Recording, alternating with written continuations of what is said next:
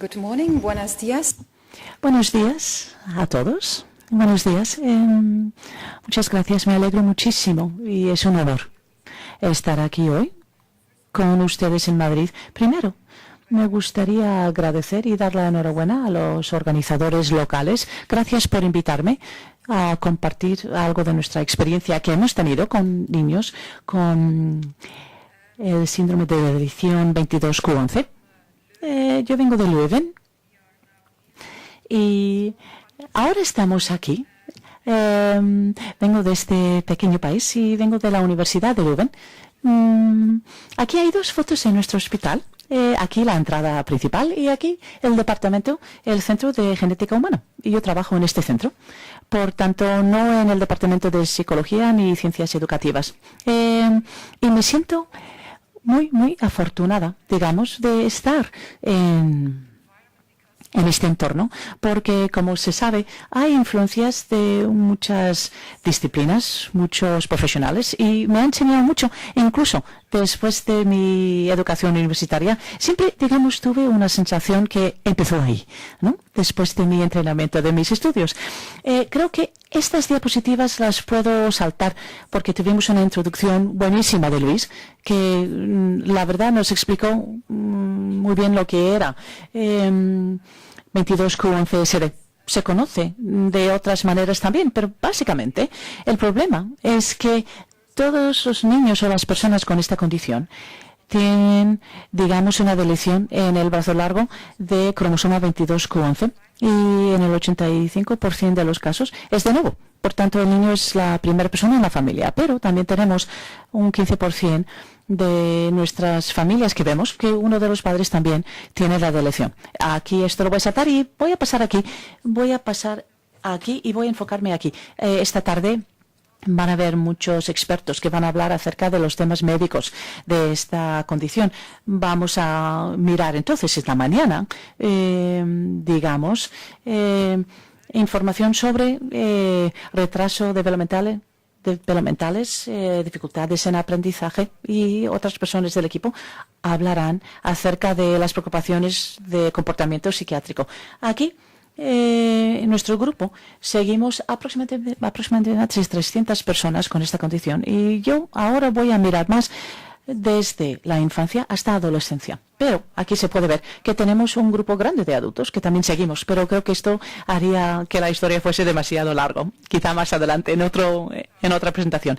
Antes de empezar, creo que es muy importante el hablar acerca del desarrollo, educación, los hitos en este sentido. Tenemos aquí los genes y tenemos aquí el 22q11SD. Es un factor importante. Mirar, si uno está mirando el desarrollo del niño o de un adulto joven con esta condición. Aparte de esto, también hay tantos factores que influencian a esta persona, que influencia a las personas. El desarrollo personal, digamos, se llama de manera general entorno. Tiene que ver con la familia, con la maduración, desarrollo en sí a lo largo del tiempo, y es un poco entre los genes y el entorno, pero también, digamos, las raíces culturales, la escuela, educación. Creo que es importante como profesionales y padres pensar de manera muy dinámica. Es decir, no es porque, vale, esto nos pone en una posición o en alguna situación más vulnerable para desarrollar cosas, vale, pero hay otros factores también. Y, de hecho, me gustó mucho la presentación de Luis porque nos explicó que incluso a nivel genético hay tantas interacciones ocurriendo que hacen que no podemos decir, bien, usted tiene 22q11SD, no, tiene esto, bien, no, va más allá. El mensaje principal es, después de trabajar durante más de 20 años con niños así, desde el 94, por ejemplo, es cuando empezamos a seguir a estos niños. Y durante los últimos 20 años, lo que he aprendido es que las personas con esta condición presentan, digamos, algo distinto, pero tienen también un fenotipo que evoluciona y que cambia a lo largo de las edades. También se puede decir que va entre naturaleza y nutrir, en cierta manera. En esta condición, en otros síndromes genéticos que vemos en nuestros departamentos, siempre se ve un equilibrio o, digamos, una interacción entre temas médicos y temas de comportamiento. En algunos niños se ve que en algún momento de su vida el tema médico es más grande que el desarrollo, pero en otra fase de su vida cambia. Entonces, siempre hay que considerar la edad, el momento. Lo que me gustaría ahora es dar una vista breve acerca de bebés. Primer curso, segundo curso, adolescencia, y hablar, vamos a empezar, por ejemplo, los primeros 6 años de vida. Aquí tenemos, mientras tanto aquí, por ejemplo, esta niña es una joven mujer que sigo viendo. Y cuando ella se presentó en nuestra clínica, ella fue diagnosticada muy pronto porque tuvo un defecto congénito de corazón y problemas de nutrición. Y cuando los niños tienen un problema de corazón, sabemos que esto es efectivamente congénito de nacimiento, pero en el primer año de vida muchas veces estos niños tienen muchos temas médicos y creo que es importante considerar también como psicóloga, como padre, porque estas cosas interactúan una cosa con otra. Por tanto, las preocupaciones de padres y profesionales en el cuidado de estos niños es muchos, debido a que tienen tantos problemas médicos, hipertonia, etcétera, tienen un crecimiento lento, ganan poco peso durante el primer año de vida. Y un padre puede pensar, mi hijo no se desarrolla bien físicamente y debido a la hipertonia también llegan a sus hitos motores más tarde que otros niños. Y cuando uno espera de que van a empezar a hablar, es muy difícil para ellos. De hecho, algunos no empiezan a hablar y cuando empiezan a hablar, hablan muy poquito. Y hacen un sonido muy bajito y muy poco. Y como padre, usted se preocupa. Entre los años primero y segundo año, muchas veces los niños tienen problemas de corazón. Han tenido alguna cirugía que otra, necesitan seguimiento, pero después se ve que el habla hipernasal, cuando el niño quiere hablar, les es muy difícil. Y cuando tienen palabras, suena muy nasal. Muchos sonidos salen por su nariz. Muchos de estos niños tienen también infecciones recurrentes. Pueden ser del oído medio, pueden ser del sistema respiratorio y también pueden tener problemas de intestino. Creo que es importante cuando uno esté evaluando a un niño con este síndrome, hay que saber cuál es su historial médico, porque estas cosas sí se van a intercambiar una cosa con otra. Pero lo que veo a menudo es durante los primeros 2 años de vida, los retrasos pueden ser leves a moderados, pero de nuevo varía mucho. Pueden haber niños que tengan más problemas de motores o más problemas del habla, pero en general vemos que hay un retraso y también vemos que varía. Lo que recomendamos, por tanto, en Leven es que al menos que el niño que lo vea un profesional en su primer y segundo año de vida y que les evalúe a nivel motor, porque digamos el desarrollo motor con el desarrollo general están muy interconectados. Si uno no puede ir a gatas, es difícil que más adelante podrá desarrollarse en otros ámbitos. A los 2 años recomendamos, desde luego, que se ve a menudo el oído, porque sabemos que debido a las infecciones del oído medio, muchos niños no oyen bien. No es que, digamos, no tienen pérdida de oído, sino esto es muy importante verlo. Y también evaluar el habla. A los 18 meses, 2 años, esto es importantísimo porque nos da la primera información para poder empezar a trabajar con el bebé, con el niño. Y así podemos empezar pronto, en una edad temprana.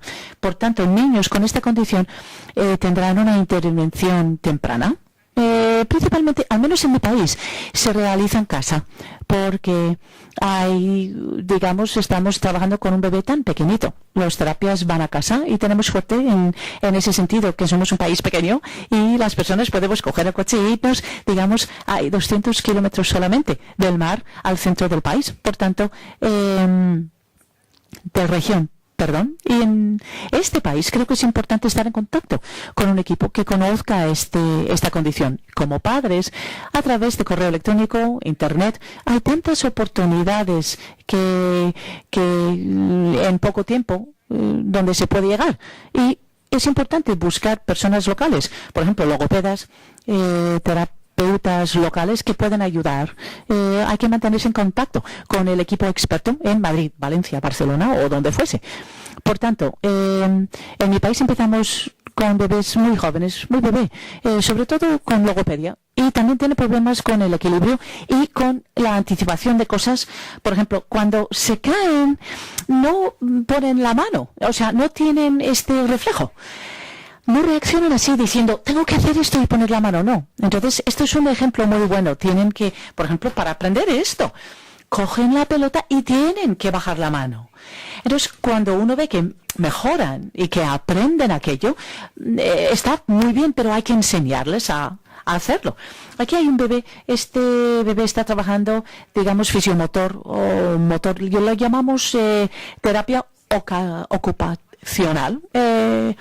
Aquí, idioma. No voy a hablar mucho de idioma hoy porque creo que una persona del equipo español va a hablar de esto hoy, pero en general, lenguaje comprensible es algo que lleva mucho tiempo desarrollar en estos niños. A veces, hasta que tengan 3 años, no desarrollan un habla que se pueda entender. Y esto es mucho tiempo para no poder comunicarse con el niño.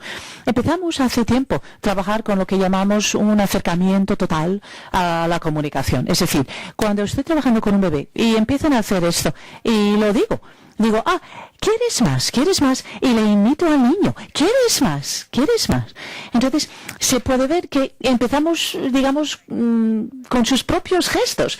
Muchos padres, por ejemplo, tienen miedo y dicen, ay, madre, si vamos a hablar en lenguaje de signos, mi niño, mi niña, ¿cómo va a empezar a hablar?